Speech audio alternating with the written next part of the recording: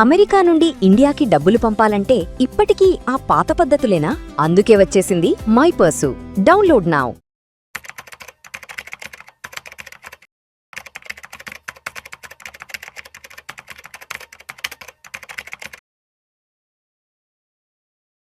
మాధవిరెడ్డి గారు నమస్తే అండి. నమస్తే.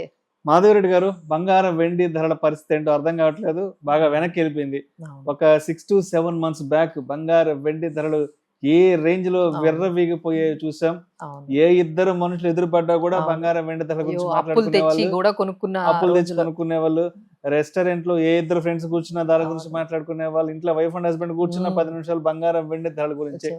ఈ రోజు బంగారం వెండి ధరల గురించి మాట్లాడుకునే నాదుడే లేడు. చెప్పాలంటే అది అవుట్ ఆఫ్ సిలబస్ అన్నట్టుగా అయిపోయింది. షాప్స్ లో కూడా చాలా తగ్గిపోయింది. షాప్స్ లో కూడా తగ్గిపోయింది కాబట్టి సేల్స్ తగ్గాయని వాళ్ళు చెప్తున్నారు. ఎలా చూడాలి ఒక 6 months బ్యాక్ మార్కెట్ ని అండ్ ఇప్పుడు 6 months తర్వాత మార్కెట్ ని? అంటే అసలు లాంగ్ టర్మ్ లో దీన్ని ఎటువంటి పర్సెప్షన్ తో అర్థం చేసుకోవాలి? సో గోల్డ్ ఇప్పుడు మనం ఆ ఫోమో అంటాం కదా, ఫియర్ ఆఫ్ మిస్సింగ్ అవుట్ అనే భయంతో కొనుక్కునే వాళ్ళండి. అంటే అది 2 లక్షలు అయిపోతుందేమో, 3 లక్షలు అయిపోతుందేమో అని చెప్పి ఆ భయంతో, అవసరం ఉన్నా లేకపోయినా, మీ ఇంట్లో ఏం ఫంక్షన్ లేదు ఏం లేదు, అమ్మో మనకి ఇంకా దాన్ని కొనుక్కోవడం కష్టం అయిపోతుంది, ఇంకా కాస్ట్లీ అయిపోతుంది అని కొనుక్కునే వాళ్ళు. ఎప్పుడైతే పీక్స్ నుంచి 30% పడిందండి, 30% ఎప్పుడైతే గోల్డ్ పడగానే దాని మీద ఉన్న అసలు ఆ షైన్ అంతా కూడా ఒక్కసారిగా ఫేడ్ అయిపోయినట్టుగా కనిపిస్తుంది. అది కూడా మళ్ళీ అదేంటంటే ఆ పర్టికులర్ ప్రైస్ లోనే కన్సాలిడేట్ అయిపోతూ ఉంది. అలా అని చాలా మంది మమ్మల్ని అడుగుతున్నారు, మేడం 1 lakh అయిపోతుందా, 1 lakh అయిపోద్దని మమ్మల్ని కనిపించిన వాళ్ళందరూ 1,20,000 అయిపోతుంది అంటే అదేం లేదండి. Gold will be in this kind of ఈ కన్సాలిడేషన్ ఫేజ్ లోనే ఉంటుంది. 1,30,40 మాక్సిమం 1,45,000 ఈ 15,000-20,000 రేంజ్ లోనే గోల్డ్ అనేది కన్సాలిడేట్ అయిపోయింది. దానికి మనం చాలా రీజన్సే మనం చెప్పుకోవచ్చు. దట్ ఈస్ ఫెడ్ రేట్ ఇంట్రెస్ట్లు కానీ, లేకపోతే బాండ్ డీల్స్ పెరగడము, మిగతా అసెట్ క్లాసెస్ చాలా అట్రాక్టివ్ గా కనిపిస్తున్నాయి కదండి. సో దానికి మేము ఒక ఎగ్జాంపుల్ తో మీకు అర్థమయ్యేటట్టుగా ఎందుకు ఈ గోల్డ్ మీద ఇంత అంటే ఇన్వెస్ట్మెంట్ పరంగా అది ఎందుకు మంచిది కాదు లాంగ్ టర్మ్ గా. లాంగ్ టర్మ్ లో మనం చూసుకుంటే ఇప్పుడు అంతా కూడా షార్ట్ టర్మ్ లో చూసుకుంటున్నారు, మళ్ళీ వెళ్తున్నారు, మళ్ళీ వెనక్కి వచ్చేస్తున్నారు. బట్ లాంగ్ టర్మ్ గా మీరు ఈ ఎగ్జాంపుల్ విన్నారు అంటే you will get the clarity. So 2002 లో గోల్డ్ అనేది గ్రామ్ 500 ఉంటుందండి. సో 10 lakhs గానీ మీరు ఇన్వెస్ట్మెంట్ చేసినట్లయితే మీకు 2000 grams వచ్చేవి. 2000 గ్రాములు ఒక 20 years ముందు 10 లక్షలకి. సో ఈ రోజు 14,000 తో గానీ మల్టిప్లై చేసుకుంటే అది 2-3 crores మనకి దగ్గర అటు ఇటు ఫ్లక్చువేట్ అవుతుంది. సో ఇలా మనకి ఇంత అమౌంట్ వచ్చేది. సో అదే మీరు ఒక మ్యూచువల్ ఫండ్ ఎగ్జాంపుల్ నేను సుందరం మిడ్ క్యాప్ తీసుకుంటున్నానండి. సో అందులో మనం 2002 లో NAV 10 rupees లో కానీ మీరు ఇన్వెస్ట్ చేసినట్లయితే 10 lakhs గానీ ఇన్వెస్ట్ చేసినట్లయితే మీకు ఆల్మోస్ట్ 1 lakh యూనిట్స్ వచ్చేవి. ఆ 1 lakh యూనిట్ ఇప్పుడు యూనిట్ వాల్యూ అది కాస్త 1,400 ఉంది. సో మీకు ఒక 14 కోట్లు వచ్చేవి. అంటే ఎంత డిఫరెన్స్ చూడండి. ఇది 3 కోట్లు, అది 14 కోట్లు.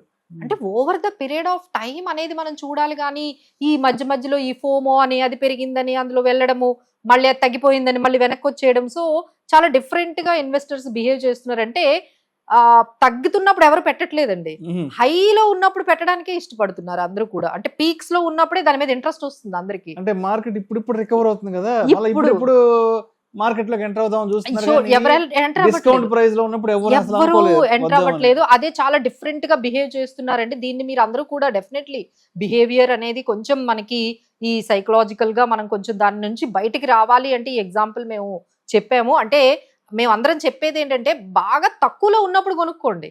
అది బంగారమైన ఈక్విటీ, ఇప్పుడు ఈక్విటీ మీకు తెలుసు కదా 26,000 నుంచి 24,000కి వచ్చేసింది. అంటే మనకి ఎంత ఒక ఆల్మోస్ట్ 9% 10% పడింది. బట్ ఎంత చెప్తున్నా ఎవరు కొంటలేదు.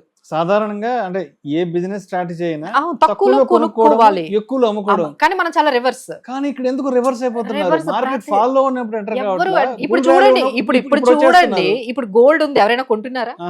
30% పడిందంటే ఎవరు కొనట్లేదు. అంటే ఎంత డిఫరెంట్ గా ఆలోచిస్తున్నారు. ఇప్పుడు కూడా మేము చెప్తున్నాం 30% పడింది గోల్డ్ లో, ఏదైనా కావాలి అంటే ఒక కొంచెం పెట్టుకుంటూ వెళ్ళొచ్చు లాంగ్ టర్మ్ పర్స్పెక్టివ్ తో. బట్ ఏంటంటే మన వాళ్ళంతా అది పీక్స్ లో ఉన్నప్పుడే దాని మీద ఇంట్రెస్ట్ అనేది చూపిస్తున్నారు. అలానే ఇప్పుడు కూడా స్టాక్ మార్కెట్స్ ఇప్పటికీ మేము చెప్తూ ఉన్నాము, ఇప్పుడు చాలా వరకు మంచి స్టాక్స్ వాల్యుయేషన్స్ ఉన్నాయి, చాలా వరకు కరెక్ట్ అయింది, మంచి పొటెన్షియల్ ఉంది. But keep the perspective of ఒక లాంగ్ టర్మ్ పర్స్పెక్టివ్ గానీ మీరు పెట్టుకున్నట్లయితే డెఫినెట్లీ మీకు 12-13% అయితే వస్తుందండి. So this is the best example gold versus equity. సో మాధవరెడ్డి గారు, మరి ఎప్పటి నుంచో బంగారం కొనాలా వద్దా అన్న డైలమాలో ఉండే వాళ్ళకి మీరు ఒక్క మాటలో ఏం చెప్తారు? సో గోల్డ్ అనేది ఎప్పుడూ కూడా అంటే ఒక కొంత పర్సంటేజ్ మీ పోర్ట్ఫోలియోలో ఉండాలండి. సో ఇప్పుడు పడిపోతుందని పక్కన పెట్టేయటం అందరూ కూడా అండి. అంటే మీరు నమ్మరండి, మేము ఒక సర్వే చూసాము, లాస్ట్ 3 months లో 100 టన్నులు అమ్మేశారు మన వాళ్ళు. వెళ్ళి అందరూ గోల్డ్ షాపులకు వెళ్ళి వాళ్ళు ఆల్రెడీ ప్రాఫిట్ బుక్ చేసుకోవడం కానీ, లేకపోతే వాళ్ళ అవసరాల కోసం కానీ గోల్డ్ కంటిన్యూస్ గా కొనడం పక్కన పెడితే, ఇప్పుడు అందరూ కూడా రివర్స్ అన్నమాట. అందరూ కూడా దాన్ని తీసుకొని వెళ్ళి సెల్ చేయడం అనేది చేస్తూ ఉన్నారు. అలానే గోల్డ్ ఈటీఎఫ్స్ తగ్గిపోయాయి, సిల్వర్ ఈటీఎఫ్స్ ఇన్వెస్ట్మెంట్స్ తగ్గిపోయాయి. సో అందరూ కూడా ప్రాఫిట్స్ బుక్ చేసుకోవడము, సెల్లింగ్ లో ఉన్నారు, కానీ దాంట్లో ఎవరు కూడా ఇన్వెస్ట్ చేయట్లేదు.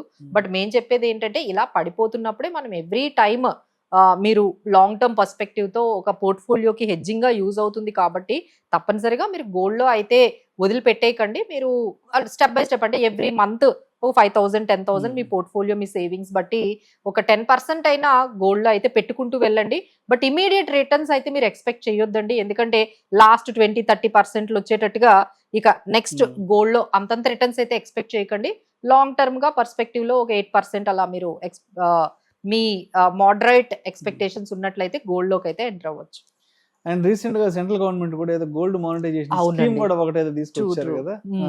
సో ఈ గోల్డ్ మానిటైజేషన్ స్కీమ్ ఆల్రెడీ ఉన్నదండి. ఇప్పుడు దాన్ని revamp of gold monetisation scheme అనేది తెచ్చారు. అసలు గోల్డ్ మానిటైజేషన్ స్కీమ్ అంటే మీ దగ్గర అంటే ఇండియాలో 30,000 టన్నులు ఉన్నాయండి.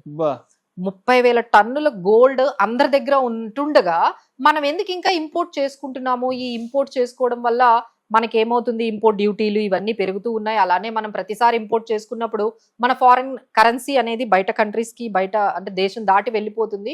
దీనికి ఒక సొల్యూషన్ తీసుకురావాలి. మన దగ్గర ఐడిల్ గా అందరి ఇంట్లో కేజీలు అది లోకర్లో ఇంట్లో ఈ మధ్య ఇంట్లో ఎవరు పెట్టట్లేదు, పెట్టడం మానేశారు. ఎప్పుడైతే 1,40,000 అయిపోయిందో ఎవరి ఇంట్లో గోల్డ్ పెట్టట్లేదు. సో అందరు కూడా లాకర్స్ లోనే పెట్టుకుంటూ ఉన్నారు. సో దానివల్ల అది ఐడిల్ గా లాకర్స్ లో ఉంది. దాన్ని ఎలా బయటకు తీసుకురావాలి అనేది మళ్ళీ గోల్డ్ మానిటైజేషన్ రీవ్యాంప్ స్కీమ్ తీసుకొస్తున్నారండి. మేబీ 1-2 months లో మీరు అది చూస్తారు సెంట్రల్ గవర్నమెంట్ నుంచి. ఈసారి ఏంటంటే దాని మీద అట్రాక్టివ్ ఇంట్రెస్ట్ ఇస్తారు. ఇప్పుడు మీరు మీ గోల్డ్ ఇలా మాకు ఇవ్వండి, మీకు ఒక 5% ఇస్తానంటే మీరు ఇస్తారు. అంతే కదా. ఐడిల్ గా ఉండే బదులు మీకు 5% వస్తుంది, 6% వస్తుంది అంటే ఇస్తారు కదా. సో అలా మేబీ ఫ్యూచర్ లో మేబీ ఒక 1-2 months లో ఈ స్కీమ్ గురించి డీటెయిల్స్ ఉంటాయండి. లాస్ట్ టైం ఏదైతే గోల్డ్ మానిటైజేషన్ స్కీమ్ పెట్టారో అది కొంచెం ఫెయిల్ అయింది. ఎందుకంటే కస్టమర్స్ దాన్ని అంత సీరియస్ గా యాక్సెప్ట్ చేయలేదు. బట్ ఇప్పుడైతే దాన్ని కొన్ని చేంజెస్ చేసి తీసుకొస్తా అంటున్నారు. లాస్ట్ టైం జ్యువెలర్స్ ని దాంట్లో అంటే ఇంట్రడ్యూస్ చేయలేదు ఈ స్కీమ్ లో. ఈసారి ఈ గోల్డ్ జ్యువెలరీ షాప్ వాళ్ళని కూడా ఈ స్కీమ్ లో ఇంట్రడ్యూస్ చేద్దామని కొంచెం ఆలోచిస్తూ ఉన్నారు. సో మేబీ మీరు బై ఆగస్ట్ కల్లా ఈ గోల్డ్ మానిటైజేషన్ స్కీమ్ రీవ్యాంప్ ఏంటో అనేది మీరు వింటారు. సో మీ ఐడల్ గోల్డ్ ఏదైతే ఉందో సో త్వరలో దాని మీద మీకు కొంచెం రిటర్న్స్ వచ్చే మంచి వార్త అయితే సెంట్రల్ గవర్నమెంట్ ఇవ్వబోతోంది. Thank you so much Madhureddy గారు. Thank you.